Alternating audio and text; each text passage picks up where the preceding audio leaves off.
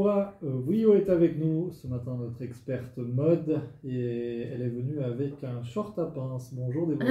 Bonjour Patrick. C'est quoi un short à pince? Un short à pince, qu'est-ce que c'est? Alors c'est comme un short, mais version un petit peu plus chic. Donc il va avoir un semblant de ligne repassée sur l'avant en fait, qui donne un effet beaucoup plus chic, beaucoup plus tenu au short en fait, qui est d'habitude associé un petit peu au loisir ou on va dire aux choses un petit peu plus décontractées. Donc c'est un short qui nous donne un petit peu plus d'allure que le Bermuda en lui-même. Et puis, mais il y a quelques règles à respecter justement avec ce short. On le trouve généralement mi-cuisse ou longueur du genou. En principe, celui-ci, il descend vraiment sur le genou, pas plus bas. Un pantacourt à pince. Voilà, un pantacourt à pince, exactement, mais pas collé, plutôt large. Et puis, il se porte généralement taille haute et toujours avec une ceinture. On l'appelle aussi, pour les fashion victimes, le paper bag.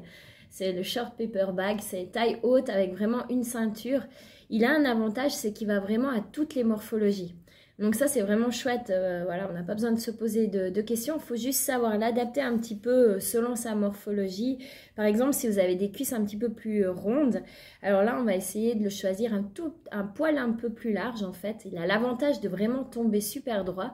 Du coup, même si on a quelques rondeurs, c'est quelque chose qui va être joli sur la silhouette parce qu'il va laisser de la place au mouvement et à la jambe. La même chose que si on a des petites jambes, là, on va essayer de ne pas le choisir trop long. On va choisir un tout petit peu plus court, un petit peu plus resserré pour ne pas faire l'effet d'une jambe encore plus fine à l'intérieur. Et puis, si on est très mince ou si on a une morphologie en H, on va essayer de le prendre un petit peu plus près du corps avec une taille normale, pas forcément une taille haute, pour pas justement accentuer l'effet de ne pas avoir de taille. Donc ça, c'est des petites astuces.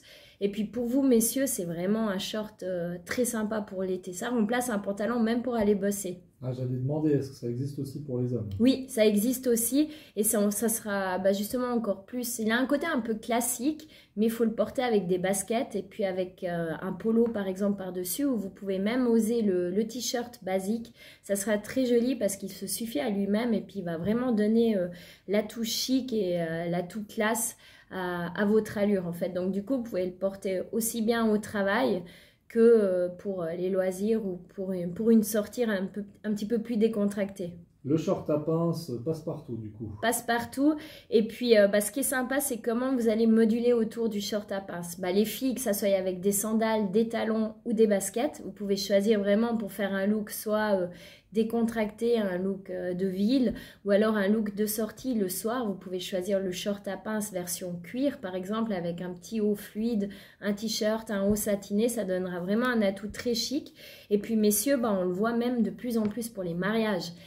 Des styles un petit peu bohème, dandy chic, on le voit beaucoup porter avec les bretelles ou le petit nœud pape, le petit gilet par-dessus. Donc c'est un short qui a la cote. Ok, merci pour les bons conseils. Avec plaisir. On va l'acheter le short à pince alors. Oui, on file de ce pas. À la semaine prochaine. À la semaine prochaine, merci.